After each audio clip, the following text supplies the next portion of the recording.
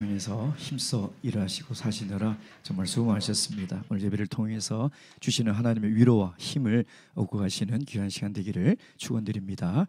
예수 그리스도의 이름으로 하나님의 말씀 공부하도록 하겠습니다. 오늘은 창세기 15번째 창세기 5장 전체 내용인데요. 1절부터 5절까지만 저와 함께 교도하도록 하겠습니다. 1절에서 5절 제가 먼저 읽겠습니다. 아담 자손의 계보가 이러하니라. 하나님이 사람을 창조하실 때에 하나님의 형상대로 지으시되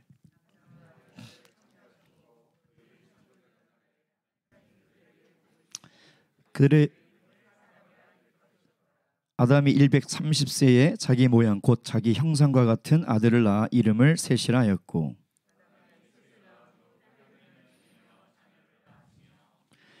그가 930세를 향수하고 죽었더라. 아멘. 우리가 저번 시간에는 그 가인의 후예들을 살펴보지 않았습니까? 가인의 후예들은 문명과 문화 발달을 이루었던 굉장히 능력자 집안이고 굉장히 전문가의 가정이었다는 것을 우리가 보았습니다. 그럼에도 불구하고 가인의 후손들은 그 라멕에게 가서 알 수 있듯이 교만하고 또 극악하고 아주 그런 하나님의 창조 질서를 파괴하는 그런 삶의 모습들을 보여주고 있지 않습니까? 그래서 오늘 이제 이 5장은 이 아담의 족보에 대한 내용입니다. 아담의 족보가 이제 1절 아담 자손의 계보가 이러하니라. 족보라는 거죠. 족보가 중요한 이유가 있습니다. 창세기 서론을 공부할 때 제가 말씀을 드렸는데 혹시 기억하고 계신지 모르겠습니다. 창세기에는 10가지의 족보와 이야기가 시줄과 날줄로 이어져 있다. 전혀 기억이 안 나시죠? 그게 정상입니다. 창세기에는 10개의 족보가 있어요. 첫째가 천지의 대략은 이러하니. 그래서 천지의 창조에 대한 족보가 쭉 나왔고요. 두 번째가 오늘 이 아담의 족보입니다. 그러니까 족보가 굉장히 중요해요. 이 족보라는 이 단어가 히브리어로 이 톨레돗이라고도 하고 톨레도트라고 하는데요. 많은 신학자들이 성경에 나와 있는 수많은 단어 가운데 가장 번역하기 어려운 단어 중에 하나가 이 단어라는 것이죠. 그만큼 이 단어가 가지고 있는 의미와 뜻이 너무나 다양하게 많아요. 그러니까 성경에도 보면요. 세대, 후손, 대략, 굉장히 다양한 단어로 이 톨레도시라는 이 단어를 번역하고 있다는 거죠. 이것을 뭐라고 하나를 딱 정의하기가 참 어려운 단어입니다. 그래서 한글 학자나 우리 한글 번역한 성경학자나 영어의 신학자들이 이 톨레도트라는 단어는 영어나 한글로 딱 뭐라고 표현하기에 불가능한 참 어려운 그런 단어다. 여기 안에 낫다라는 의미도 있고 굉장히 의미가 굉장히 많은 이 단어라는 거죠. 근데 그 그러니까 구약을 연구하는 히브리 학자들이 이 톨레도트를 이 의미를 어떻게 이야기를 하고 있냐면 이렇게 이해를 하고 있더라고요. 하나님의 뜻과 목적을 이루어가는 것. 이게 도대체 무슨 뜻일까? 우리가 알고 있는 족보와는 너무나 다른 의미로 이 히브리 신학자들은 이야기를 하고 있다는 것이죠. 자, 신명기 32장 7절 말씀 보겠습니다. 신명기 32장 7절. 이게 이제 신명기에서 굉장히 중요한 32장 증거의 노래라는 내용이거든요. 이제 이 세대들에게 모세가 마지막 그 고별 설교, 임종 설교의 마지막 이제 결론이거든요. 자, 7절 읽어보겠습니다. 시작. 옛날을 기억하라. 역대의 연대를 생각하라. 내 아비에게 물으라. 그가 내게 설명할 것이요 내 어른들에게 물으라. 그들이 내게 이르리로다. 그래서 유대인들은요 신명기 32장이 제일 중요하게 생각하고 그중에 이 7절을 제일 중요하게 생각하는데 이 7절에 세 가지 명령이 있어요. 옛날을 기억하라. 역대의 연대를 생각하라. 내 아비에게 물으라. 이 세 가지를 명령하고 있는데 두 번째 역대의 연대를 생각하라. 이 말이 뭐냐면 바로 톨레도트를 생각하라 이런 말이에요. 여기 보면 역대의 연대를 톨레도트라는 단어를 쓰고 있거든요. 그러니까 족보를 깨달으라는 거죠. 족보를 기억하고 족보를 생각하라는 것입니다. 도대체 이게 무슨 말일까? 창세기에 나와 있는 족보는 누가 누굴 낳고 누구로 죽고 하는 내용이 아니라 그 하나님의 톨레도트 안에 하나님의 뜻과 목적을 이루기 위한 이야기가 들어있다는 것이죠. 그래서 이 족보가 그래서 중요한 것이고, 창세기에 가장 큰 기둥이 있다면 네 족장의 이야기와 10개의 족보라는 것입니다. 그래서 족보가 굉장히 중요하다는 거죠. 여러분, 이 족보는요, 참 따분하고 의미 없는 것처럼 보이지만 이 한 사람 한 사람의 인생 안에 하나님과의 뜻과 목적을 이루어가는 믿음의 이야기가 있다는 거예요. 믿음의 이야기. 여러분, 우리가 이 세상을 살다가 정말 이 자리를 떠났을 때 후손들이 물어볼 때 후손들에게 이야기할 것, 남길 것이 무엇이 있습니까? 그것을 우리는 유산이라고 하잖아요. 그렇죠? 유산을 남겨주는 거거든요. 우리 조상들이.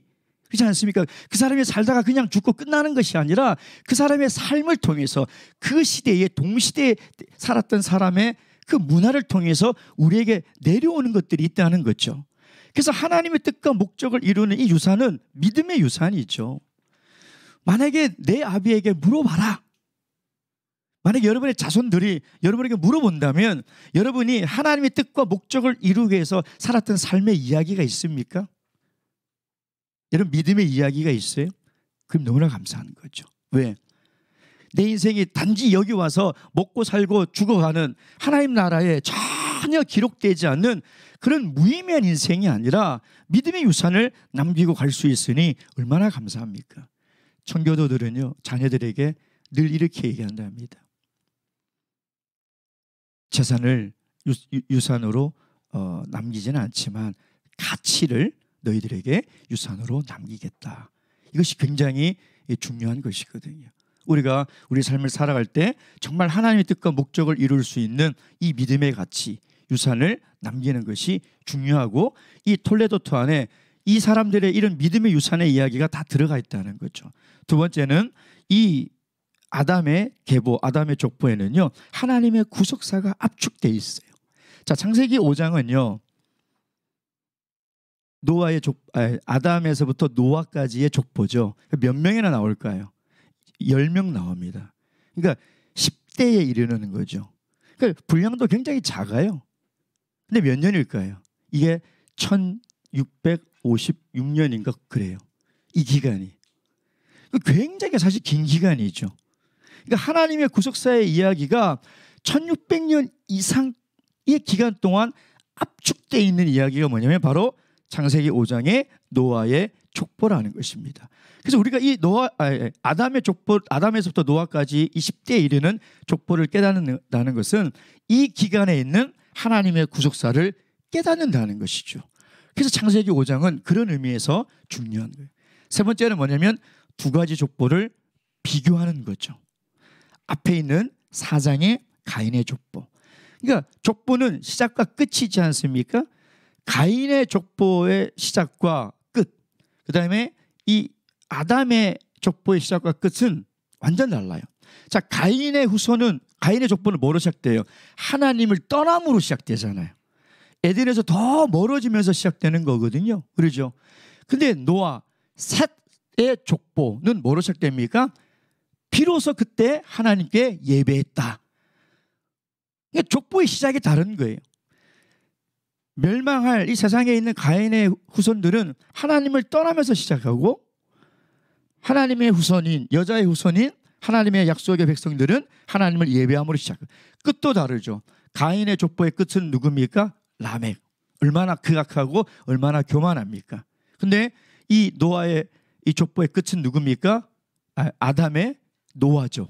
노아는 하나님 말씀에 절대적으로 순종하는 당대의 의인이지 않습니까? 그러니까 이 족보를 통해서 지금 가인의 족보와 아담의 족보를 비교하고 있는 거예요. 이게 어떻게 다른 건지 이 비교를 하고 있는. 그래서 중요한 거죠. 예. 자, 그렇다면 이 아담의 족보에 나와 있는 아담의 소개되는 그 후손들이 6절부터 나와요, 사실은. 그렇죠? 오늘 우리가 읽었던 1절부터 5절은 사실은 아담의 족보, 아담의 족보를 통해서 소개하는 후손들과는 상관이 없는 거예요. 근데 1절에 보세요. 뭐가 나와 있습니까? 아담의 계보가 이러하니라. 그리고 뭐가 나와요? 하나님이 사람을 창조하실 때 하나님의 형상대로 지으시되. 왜 이 얘기를 하고 있을까요? 지금 아담의 족보를 얘기해야 되는데 왜 이걸 얘기하고 있을까요? 아담의 족보를 하나님의 창조와 연결시키는 거예요. 그러니까 다시 지금 가인의 족보는 가인부터 시작합니다. 하나님으로부터 가지 않아요. 근데 지금 이 셋의 족보는, 아담의 족보는 어디서부터 가냐면 다시 하나님과 연결을 시켜 있는 거죠.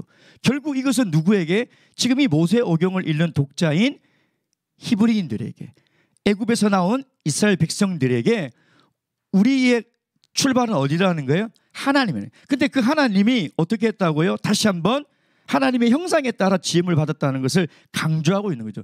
창세기 1장에 이미 얘기했는데 다시 강조하는 거죠. 왜 그럴까요? 인간은 하나님의 형상, 즉 하면에 하나님이 가지고 있는 내면적 속성, 거룩, 공의, 사랑, 이런 것들을 가지고 있으니 사람은 원래부터 하나님의 형상에 따라 거룩히 지음을 받은 존재라는 거예요. 이게 유일한 인간이 가지고 있는 독특성이죠. 근데 죄로 인해서 하나님의 형상이 파괴돼서 가인의 후예들 봐라. 어떻게 살아가고 있어요? 짐승처럼 살아가고 있잖아요. 하나님이 인간은 다른 동물들과 구별되게 하나님 형상에 따라 창조하셨는데 그 죄로 인해서 그 형상이 파괴되니까 뭐처럼 살아가요? 짐승처럼. 짐승들은 어떻게 살아갑니까? 본능에 충실해요. 먹고 싶으면 잡아먹고요. 그게 본능에 충실한 거죠. 근데 만약에 한 사람이 본능에 충실해서 살아간다고 생각해 보세요.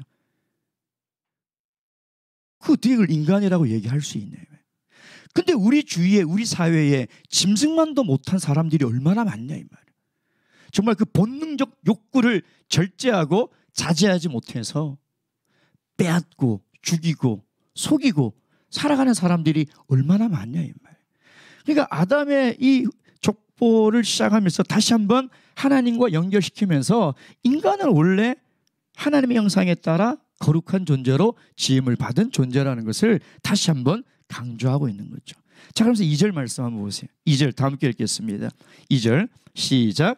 남자와 여자를 창조하시고 그들이 창조하던 날에 하나님이 그들에게 복 주시고 그들의 이름을 사람이라 일컬었더라. 이 2절이 얼마나 감사하냐면 인간이 죄로 타락하고 인간이 범죄했음에도 불구하고 폐기되지 않은 하나님의 약속이 뭐냐면 하나님이 우리들에게 복을 주셨다는 거예요. 이게 얼마나 감사하고 이게 얼마나 감동적인 이야기인지 아십니까? 그러니까 인간은 하나님이 주신 복을 스스로 걷어차 버렸죠. 그렇지 않습니까? 그러니까 인간은 하나님의 복을 자격도 없고 하나님의 복에서 인간은 이제 멀어져 버린 거예요. 근데 하나님이 뭐라고 말씀하시냐면 창세기 1장 22절에 창세기 1장 22절 보면 하나님이 그들에게 복을 주어 가라사대 생육하고 번성하여 여러 바닷물에 충만하라 새들도 땅에 번성하라 하시니 이 축복의 약속이 유효하다는 거예요. 아담이 범죄해서 에덴 동산에 쫓겨났지만 이 약속이 유효하다는 것이죠. 자, 2절에 보면 중요한 동사가 3개가 나옵니다. 첫째, 창조하시고, 둘째, 복을 주시고, 셋째, 사람이라 일컬으셨다라. 이 일컬었다는 것이 원래 원어는 뭐냐면 선포하다, 공포하다 이런 뜻이에요. 하나님이 뭐라고 선포하냐면 하나님의 복을 받는 사람은 어떤 사람이냐, 자기가 피조물임을 사람임을 깨닫고 하나님을 의존하며 의지하며 살아가는 사람에게는 하나님께서 복을 주시겠다는. 여러분 이게 창세기에 보면요, 이제 곧 있으면 이제 5장이 끝나면 창세기 6장 7장 8장에 노아 시대의 사람들이 얼마나 타락해 갑니까? 얼마나 타락해 가는 것을 쭉 보여주잖아요. 근데 놀라운 것이요, 하나님께서 노아 가족을 살리시고 노아를 방주에서 내보내시고 하나님께서 처음에 뭐라고 말씀하시냐면 창세기 9장 1절 보세요. 창세기 9장 1절. 창세기 9장 1절입니다. 창세기 9장 1절 다 함께 읽겠습니다. 시작. 하나님이 노아와 그 아들들에게 복을 주시며 그들에게 이르시되 생육하고 번성하여 땅에 충만하라. 창세기 1장 22절에 최초의 인간 아담에게 주셨던 그 말씀을 노아에게 그대로 하고 있는 거죠. 우리가 창세기 1장 하나님이 복을 주실 때 우리가 기억해 뭐라고 했습니까?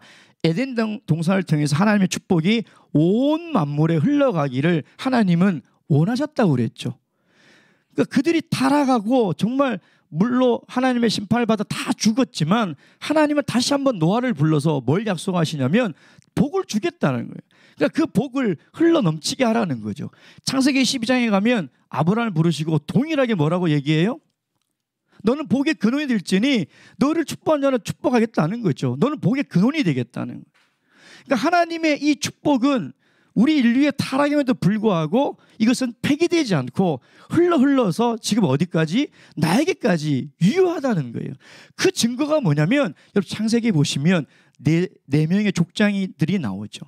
이 네 명의 족장들이 죽기 전에 임종할 때 이들이 가지고 있는 공통점이 있어요. 그게 뭘까요?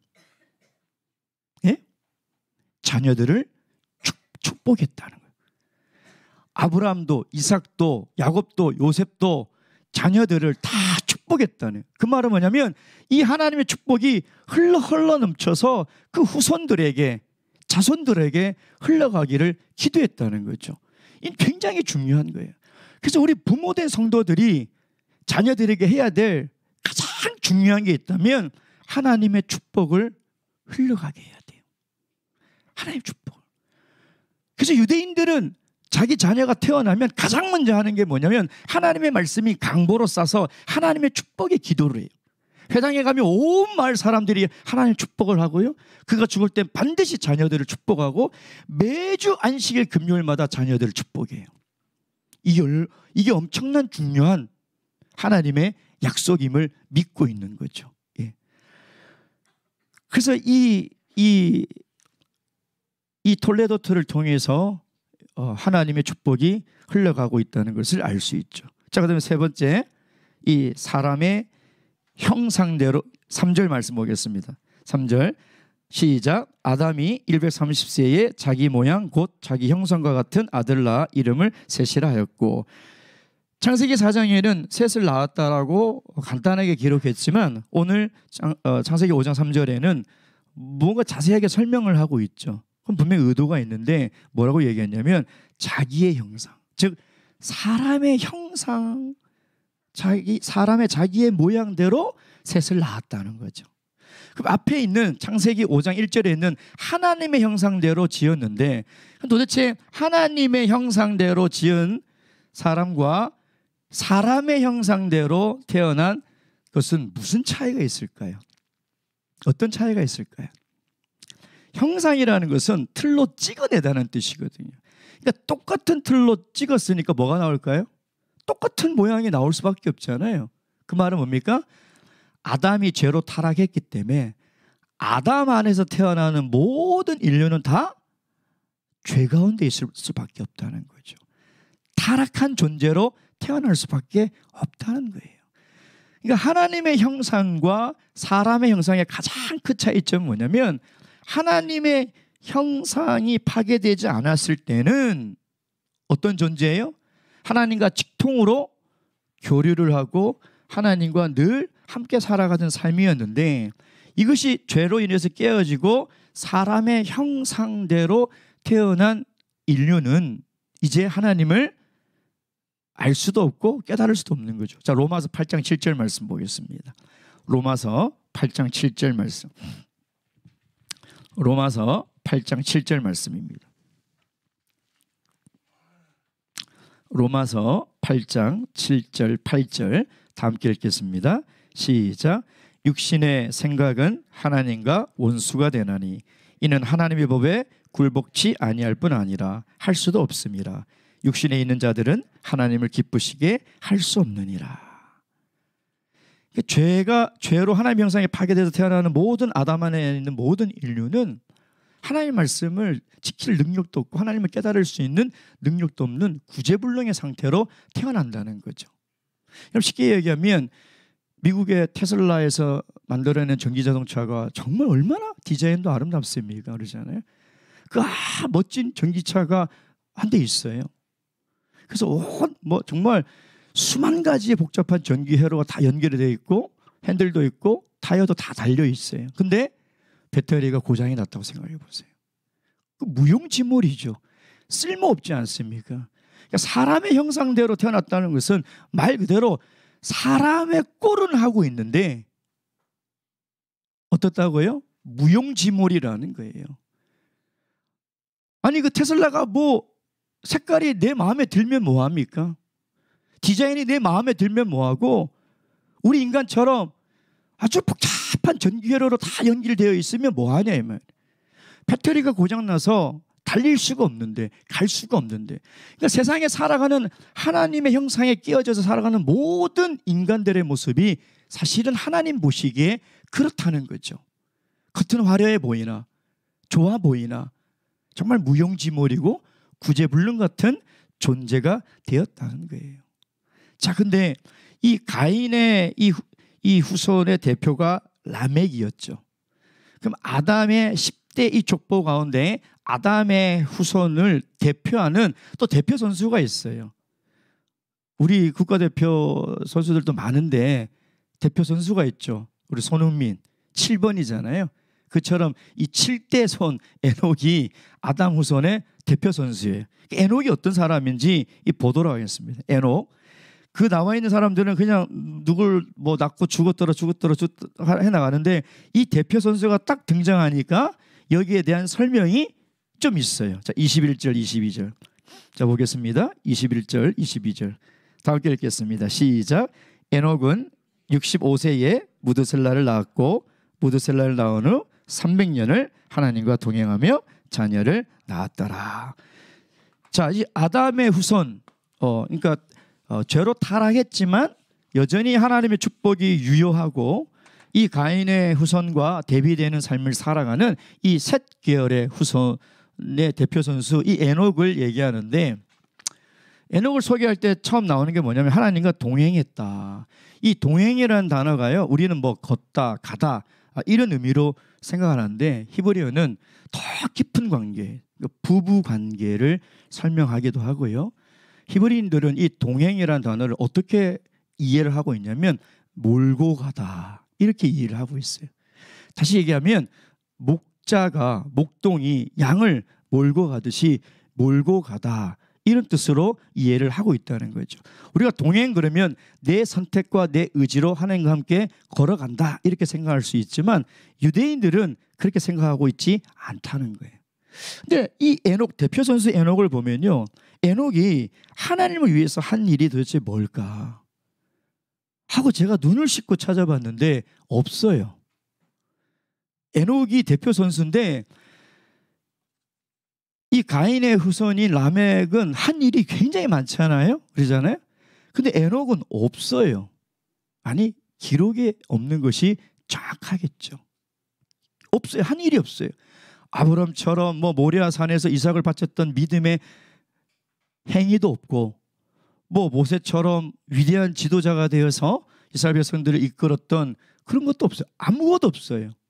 성경은 단 한 줄 하나님과 동행하였다. 이거밖에 없는 거죠. 그러니까 하나님과 동행했다는 그 의미는 두 가지입니다. 첫째는 뭐냐면 변함이 없었다는 거예요. 신실했다는 거죠. 여러분 300년 동안 하나님에 대한 믿음이 변함이 없이 살아간다는 것은 정말 어려운 일이에요. 기록에는 에녹이 무슨 위대한 일을 하나님 나라를 위해서 헌신한 일이 아무것도 기록이 되어 있지 않죠.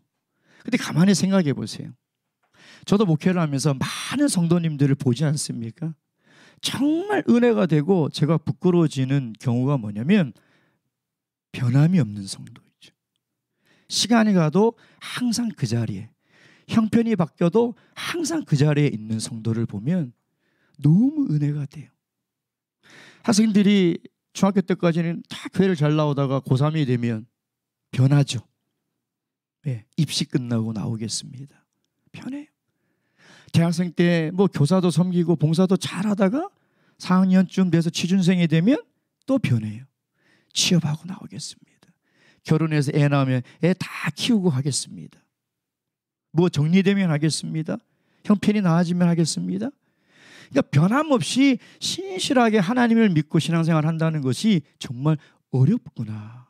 하나님을 위해서 무슨 일을 많이 하고 하나님 나라를 위해서 희생을 많이 하는 것도 참 귀하고 어려운 거지만 내가 하나님 앞에 변함없이 신실하게 내 믿음의 자리를 지키고 내 이 신앙의 자리를 지킨다는 것은 이건 정말 힘든 일이구나. 그것이 깨달아지게 된다는.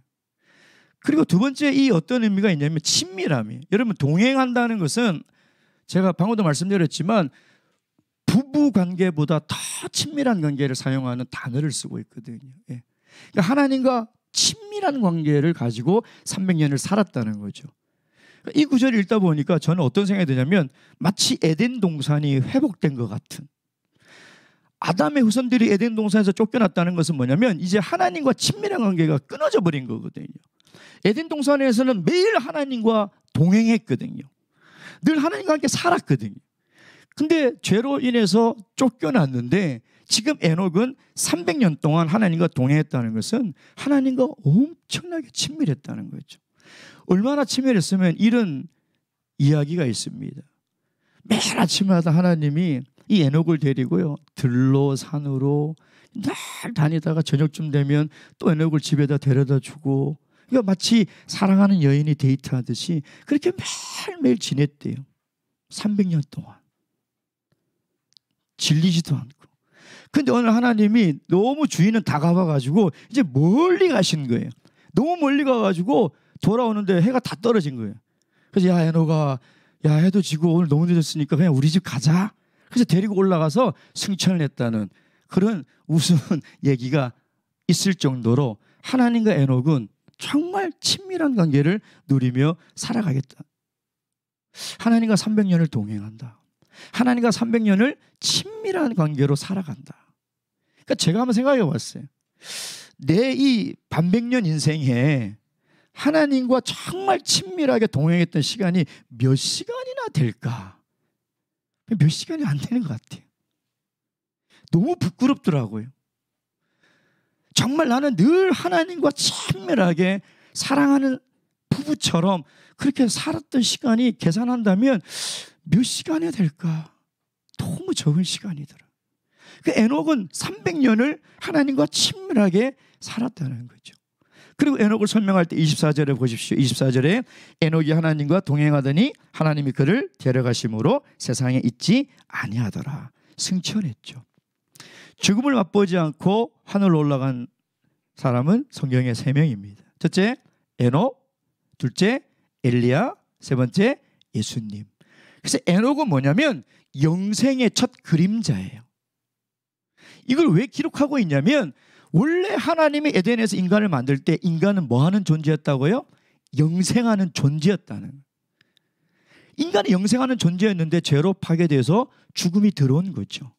근데 에녹은 어떻게 됐습니까? 죽지 않고 하나님이 하늘로 데려가셨다는.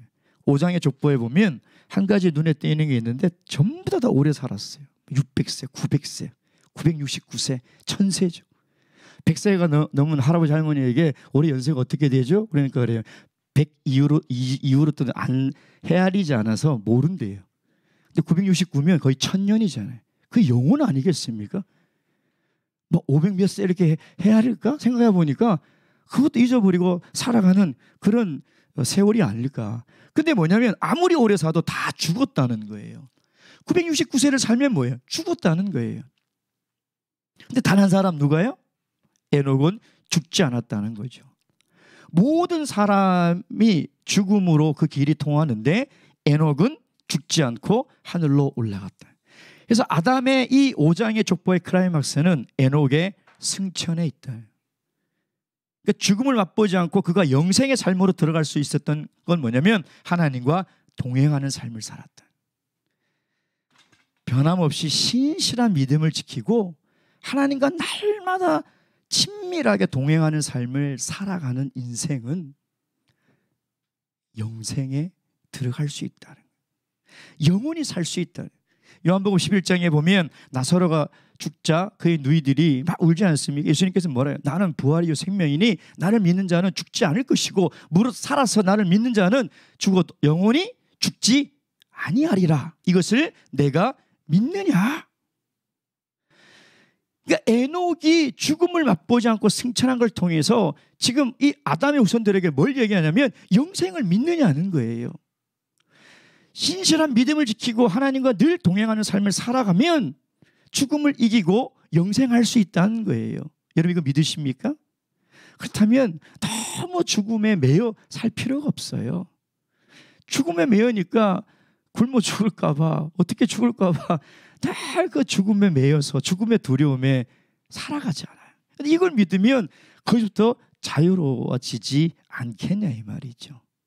자, 그런데 이 에녹이 어떻게 이 300년 동안 믿음을 변하지 않고 300년 동안 하나님과 이렇게 친밀하게 살다가 성천할 수 있었던가, 그것을 이야기를 하고 있지 않아요. 근데 힌트를 어디서 찾냐면 21절 다 함께 읽겠습니다. 21절 22절 시작. 에녹은 65세에 무드셀라를 낳았고 무드셀라를 낳은 후 300년을 하나님과 동행하며 자녀를 낳았으며. 이 무드셀라가 나오죠. 에녹이 낳은 아들이죠. 무드셀라. 저는 무드셀라 그러면 초등학교 때 TV에 코미디 프로에 뭐 자기 아들이 장수했으면 좋겠다는 생각으로 이름을 엄청나게 길게 지은 사람이 있어요. 김수한무, 거북이와 두루미, 삼층가사 동방석, 칙칙갑북 사리사리센터, 워리어리스 뿌리깡, 무드셀라 두루미 이렇게 나와요. 제가 초등학교 때 그걸 하고 외웠어요. 너무 웃겨가지고. 근데 요즘 아이들 동화책으로 이 이야기가 나오더라고요. 그때 저는 무드셀라가 누군지 몰랐어요.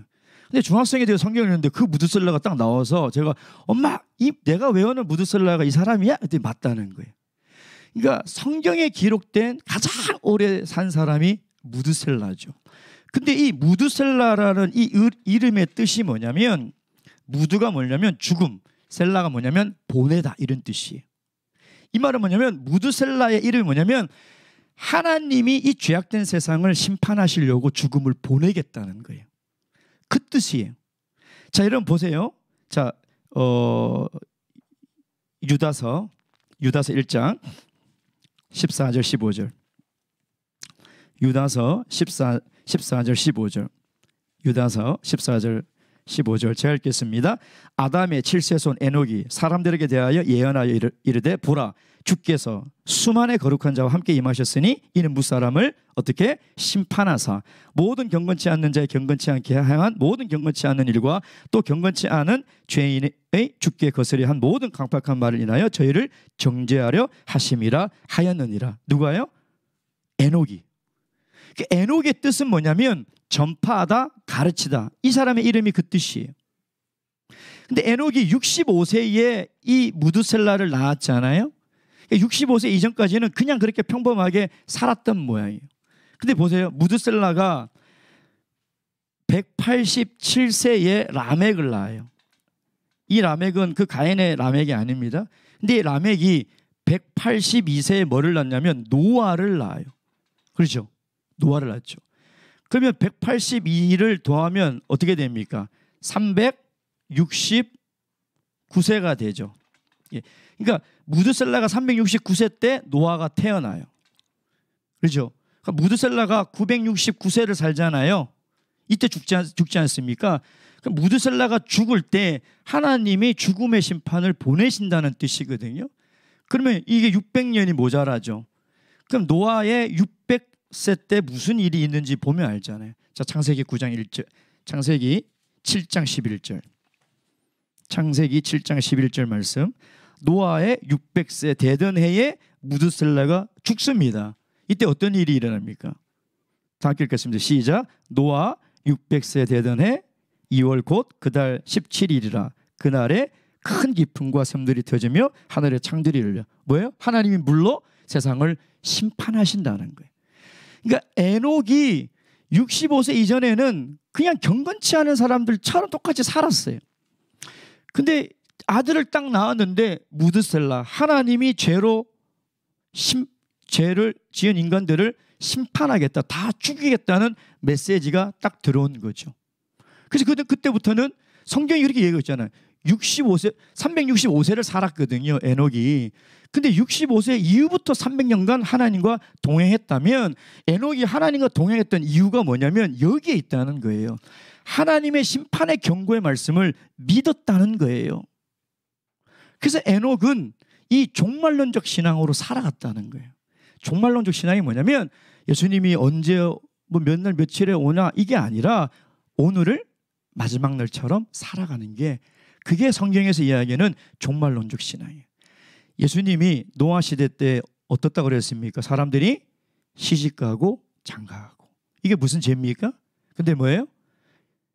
일상에 매몰돼서 하나님의 심판의 경고의 메시지를 듣지 않잖아요. 자, 생각해 보세요. 제가 시간 없어서 않잖아요. 히브리서 11장에 보면 이 에녹이요, 자기의 삶으로 이 하나님의 심판을 증거했다라고 돼 있어요.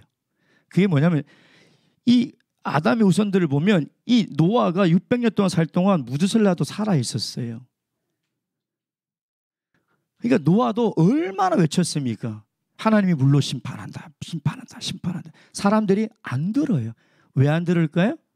하나님의 심판의 말씀을 믿지 못하기 때문인 것이죠. 세상 사람들도 그러고 믿는 성도들조차 하나님의 심판의 경고의 말씀에 귀를 기울이지 않아요. 그래서 어떻게 살아가요? 시집가고 장가가고 자기 일에 매몰돼서 살아가는 거죠. 근데 에녹은 하나님이 물로 심판하겠다는 것을 믿었어요. 여러분, 분명히 하나님이 마지막 날에는 불로 이 세상을 심판하겠다. 뭐같이 오셔서? 도적같이 오셔서. 그러니까 내일은 없는 거죠. 그렇지 않습니까? 우리는 오늘을 종말론처럼 살아갈 때 에녹처럼 하나님과 친밀하고 하나님과 동행하며 살아갈 수 있는. 근데 이 종말론 신앙이 없으니까 우리는 어떻게 생각해요? 내일도 있을 거야. 그러니까 내일 신앙생활 잘해야지, 내일 기도해야지, 내일 전도해야지, 내일 말씀 읽어야지, 내일 예배 가야지 하고 자꾸 미루잖아요. 이게 얼마나 무서운 거예요. 이게 시집가고 장가가는 것처럼 그냥 내 일상에 매몰돼서 그냥 내일도 있을 거라고 착각하며 살아가는 신앙이라는 것이죠. 그러나 에녹은 그렇지 않았다는 거예요. 하나님의 이 종말론적 심판의 경고의 메시지를 듣고 그 말씀을 믿고 에녹은 하나님과 동행하며 살아갔다는 것입니다. 자, 세 가지 우리 교훈과 적용 나누시고 기도하도록 하겠습니다. 첫째, 하나님의 뜻과 목적을 이루는 인생, 믿음의 유산을 남기는 인생, 하나님과 동행하는 인생, 종말론적 신앙을 가지는 인생.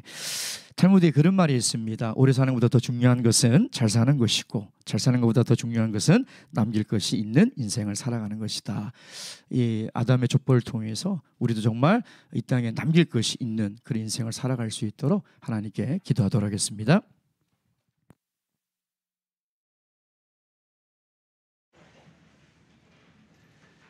할렐루야. 우리 주 예수